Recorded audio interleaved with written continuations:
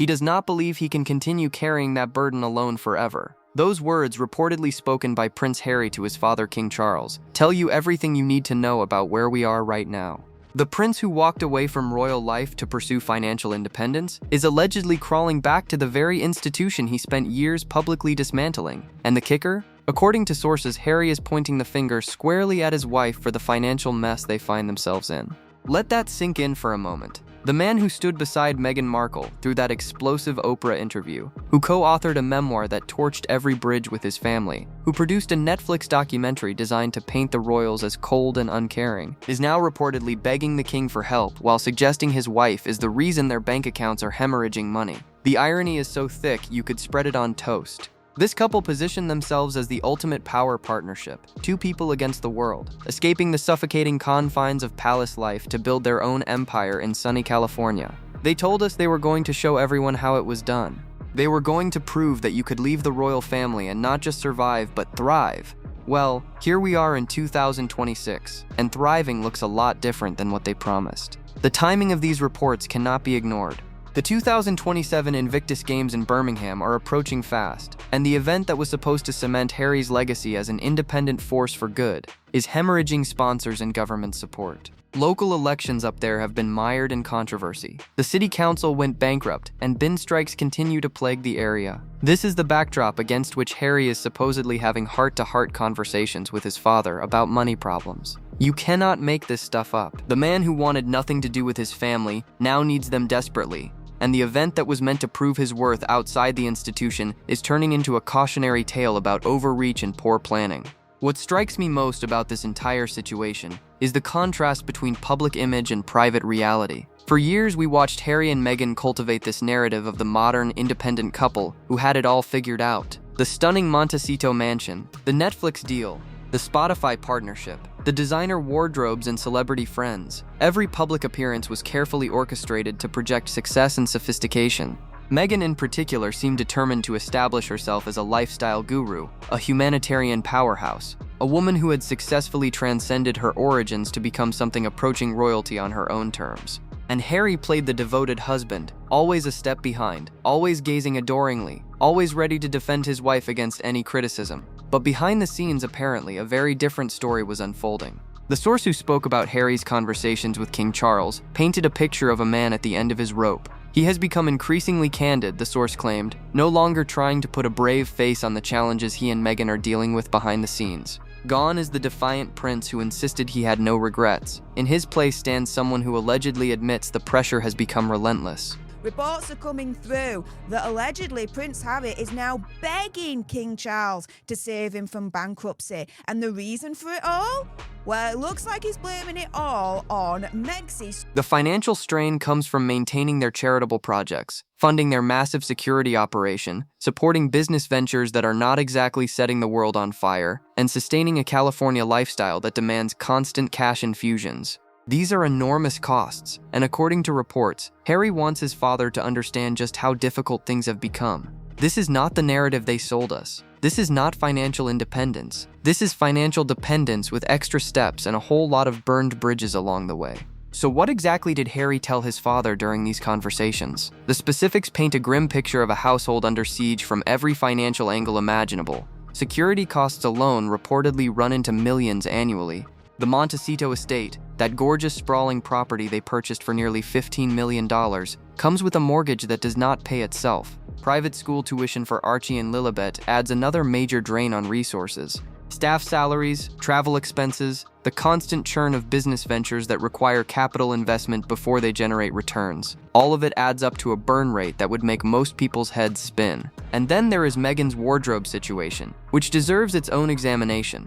Anyone who follows royal coverage knows that Meghan Markle has never met an expensive outfit she did not like. From the moment she stepped onto the world stage, she demonstrated a taste for designer labels that rivaled any Hollywood starlet. But here is the thing about Hollywood starlets. They typically have studios paying for their press tour wardrobes, or they receive items on loan in exchange for the publicity. Meghan, operating as a former working royal without the backing of the crown, appears to be purchasing these items herself.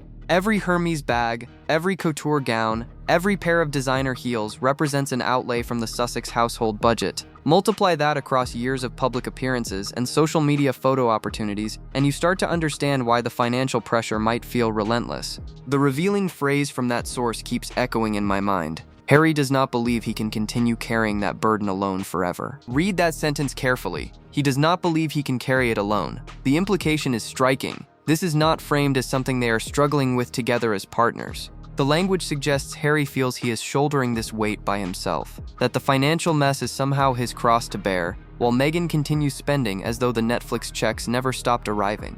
French investigative journalists who produced the documentary Harry and Meghan Royal Business actually traveled to California to examine the couple's financial situation. What they found should have set off alarm bells years ago.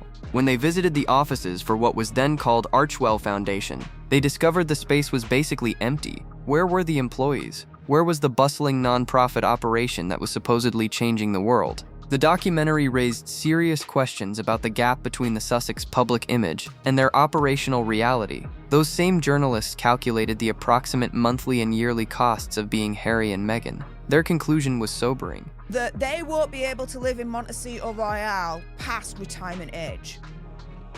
That in the next, 10, 15 years, they'll have to sell it. They'll have to sell that house and they'll have to downsize, right? Without major new deals to replenish their accounts, without the big money from Netflix and Spotify continuing to flow, the Sussexes would struggle to maintain their current lifestyle past retirement age. They estimated that within 10 to 15 years, the couple would need to sell the Montecito property and clearly downsize. And this analysis was done before their Netflix partnership ended, before sponsors started fleeing Invictus, before the full scope of their financial challenges became apparent. The contrast between their projected image and documented reality could not be more stark. They want us to see the lavish estate, the celebrity circle, the power couple living their best lives. But the foundation offices sit empty. The bank accounts drain faster than they fill. And now Harry is reportedly telling his father that the fairy tale has some serious problems in the fine print. Now we arrive at the most explosive part of this entire situation, the question of blame. Because Harry is not simply asking his father for help, according to reports. He is allegedly expressing concern about Meghan's approach to their finances. Specifically, sources indicate Harry is worried about Meghan's strategy for expanding her As Ever brand. Let me break down what that conflict looks like based on available reporting. Meghan apparently wants to invest millions in expanding As Ever into the United Kingdom market. She envisions proper distribution networks, sophisticated marketing campaigns, a full-scale assault on British consumers who might be willing to overlook years of anti-royal commentary to purchase jam and household goods from the Duchess of Sussex. The ambition is not small. Meghan reportedly wants to keep her foot on the gas and invest everything back into the business to help it grow. Harry, according to sources, has taken a very different position. He sees the Netflix departure as a warning sign, not a speed bump. The timing could not be worse for major expansion spending. Their guaranteed income streams are disappearing precisely when Meghan wants to increase their cash burn rate. Harry is reportedly pushing for caution, urging his wife to slow down and let profits accumulate before reinvesting. The source put it plainly, Harry is very wary of all of this. The active that emerges from these reports is fascinating and deeply revealing. Harry voices his concerns. Meghan acknowledges them. Then Meghan proceeds to do exactly what she wanted to do anyway. One source described her position as not wanting to slow down despite understanding that Harry is trying to be cautious and protective. Stepping back and taking things easy is simply not the way she wants to play this, according to insiders. That phrase about keeping her foot on the gas keeps rattling around in my head. This is spending language, aggressive expansion language, the vocabulary of someone who believes the next big investment will finally turn everything around. But at what point does aggressive expansion become reckless gambling with a family's financial future? When your streaming partnership just ended and sponsors are abandoning your husband's signature charitable event, perhaps that is not the moment to double down on expensive international expansion plans. The source also noted that Harry's concerns have reportedly riled Meghan up, even though he has seemingly been trying to be very supportive about her entrepreneurial ambitions. There is something almost painfully familiar about this active. One partner sees danger ahead and tries to pump the brakes. The other partner interprets caution as a lack of faith and pushes forward anyway. We have watched this pattern play out in business failures and family conflicts throughout history. The specifics change, but the fundamental tension remains the same. What makes this situation particularly striking is who Harry allegedly chose to confide in about these concerns. Not just friends or advisors, but his father, the King of England, the very man Harry spent years attacking in interviews and memoirs. That decision to involve Charles suggests Harry may be looking for more than emotional support. He may be laying groundwork for a financial rescue that he can frame as necessary because of circumstances beyond his control, specifically his wife's spending decisions. The pattern of expensive missteps extends well beyond expansion dreams and into the actual performance of Meghan's current business ventures. Reports indicate that As Ever has unsold stock piling up in warehouses, a classic warning sign that a lifestyle brand has failed to capture consumer imagination. When your product sits on shelves instead of flying off them, no amount of Instagram promotion or celebrity association changes the fundamental math. You are spending money to produce goods that people are not buying. The influencer strategy that was supposed to jumpstart sales has produced mixed results at best. Take the collaboration with Olivia McDowell, a successful young social media personality who knows how to work the digital ecosystem. Meghan brought her into the fold, presumably hoping that association would drive traffic to As Ever and convert followers into customers. What actually happened tells a different story. According to observers, the collaboration raised Olivia's profile clearly. She gained international newspaper coverage, spread across digital platforms, became the subject of widespread discussion. People curious about Meghan's new partner Googled Olivia, learned about her background, discovered her other work. The attention economy worked exactly as designed, just not in Meghan's favor. Traffic to As Ever reportedly did not increase in any meaningful way. The viral moment benefited the influencer, not the brand that paid for the association. One source put it bluntly, the traffic has not increased despite all the publicity. This represents a fundamental problem with Meghan's approach to brand building. She keeps generating attention, but attention does not automatically translate into sales. You can get people talking about you without getting them to open their wallets. The Olivia collaboration demonstrated this perfectly. Meghan provided a platform, the young influencer capitalized on it, and As Ever gained virtually nothing from the exchange except another expense on the ledger. Then there is the social media behavior that keeps stepping on positive coverage. Remember when Harry received that Time magazine recognition for being among the 100 most influential people in sports? Debatable whether he deserved it, honestly, since Invictus is wonderful but hardly a massive global sporting event. Still, it represented rare positive press for a man who has struggled to generate any lately. Within what observers called an obscenely short space of time after Harry's moment in the spotlight, Meghan dropped a massive photo dump on Instagram. Pictures of herself, the kids from behind as usual, throwback couple shots from 2017 that she apparently forgot to crop the date stamp from.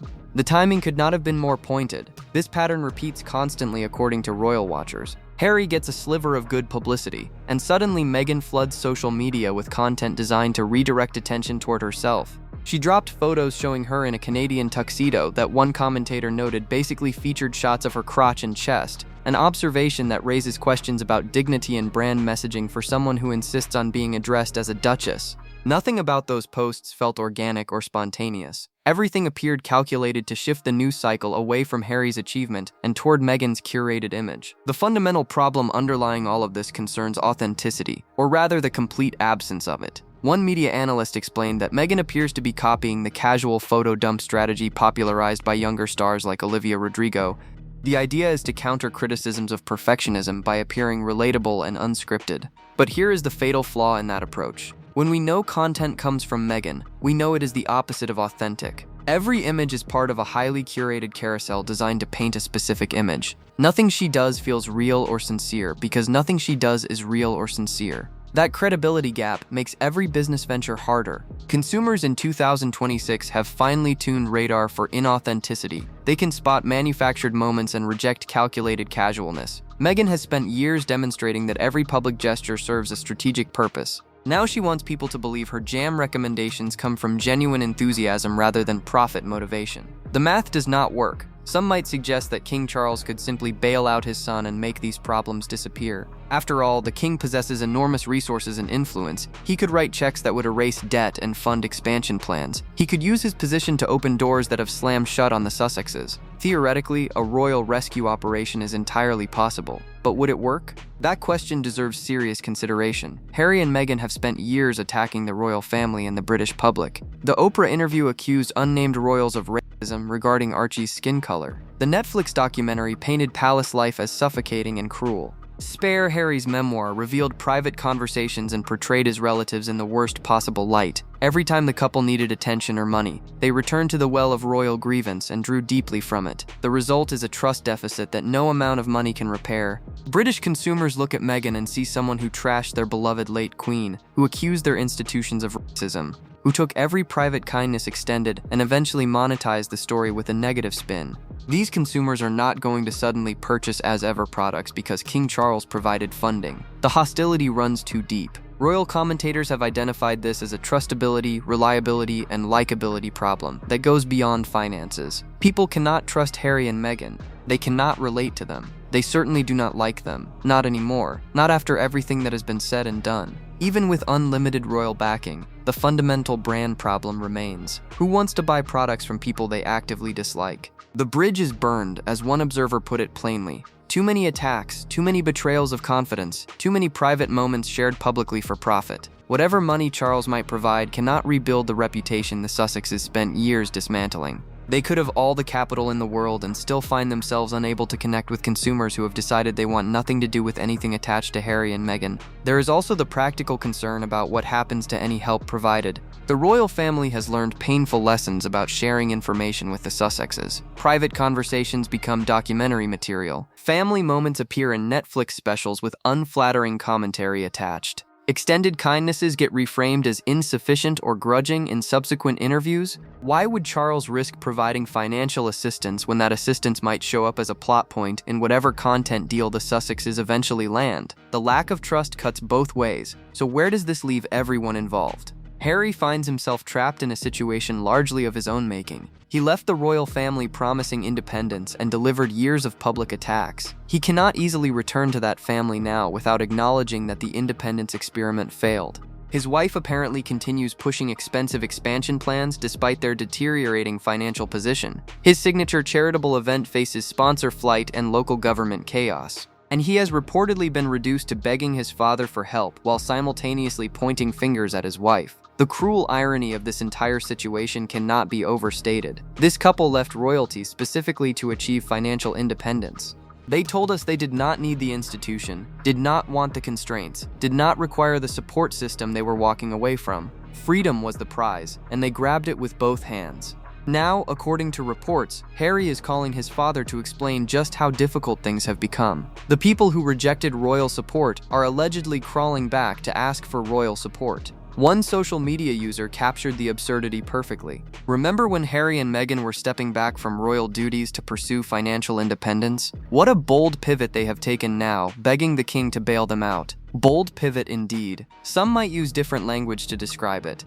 The Invictus Games in Birmingham loom over this entire situation like a deadline that will not move. Harry needs that event to succeed. His credibility as an independent humanitarian figure depends on Invictus demonstrating continued relevance and impact, but sponsors are pulling back. The host city faces ongoing problems that undermine confidence in their ability to execute a major international event. Government support, while currently pledged, exists in a political environment that could shift at any moment. Harry will have to show up personally for Birmingham. No porch videos from Montecito will suffice for an event of this magnitude. The question is what condition he will be in when he arrives. Will Meghan accompany him, generating the will she or will she not? Speculation that has become exhausting but reliably attention-grabbing. Will she use the platform to promote as-ever products, turning a veterans charity event into an infomercial for her jam? Will Harry look as miserable as he has appeared in recent video messages, his facial expression seemingly frozen in permanent defeat? Observers have noted Harry's physical appearance has changed noticeably over recent months. The thinning eyebrows, possibly from stress-related plucking. The drooping eyelids creating a permanently sad expression. The voice that fades during recorded messages, as though the energy to maintain enthusiasm simply drains away mid-sentence. This is not the vibrant prince who captured hearts around the world. This is someone who appears genuinely ground down by circumstances, trapped in a life that looks nothing like the freedom he was promised. The question hanging over everything right now has no good answer. Will King Charles respond to his son's reported pleas for help? Can he afford to publicly assist after everything Harry has done and said? Can he afford not to, given the approaching Birmingham event and the British government's financial involvement? What message does it send if the king bails out a son who spent years attacking the crown? What message does it send if he refuses? And underneath all the financial discussions and business analysis lies something perhaps more important. Is Harry finally beginning to see what this partnership has cost him? His relationship with William appears irreparably damaged. His relationship with Charles exists in a strange liminal space between estrangement and desperate reconnection. His reputation in Britain has cratered. His American celebrity has faded as the public moved on to other dramas. The freedom he sought looks increasingly like isolation, and the fortune he chased keeps slipping through his fingers. Or is this simply another chapter in an endless blame game? Today it is Meghan's spending causing problems. Tomorrow it might be the media's fault, or his family's coldness, or security concerns, or some other external factor that absolves Harry of responsibility for his own choices. The pattern of shifting blame has defined his public statements for years. Perhaps nothing has really changed except the target. What remains undeniable is that the Sussex project as originally conceived has failed to deliver on its promises. They are not financially independent. They are not thriving outside the royal structure. They are not building the media empire that was supposed to prove all the critics wrong. Instead, they are allegedly begging family for help while their business ventures underperform and their reputations continue sliding. I want to hear your take on all of this. Comment below and hit subscribe if you have not already.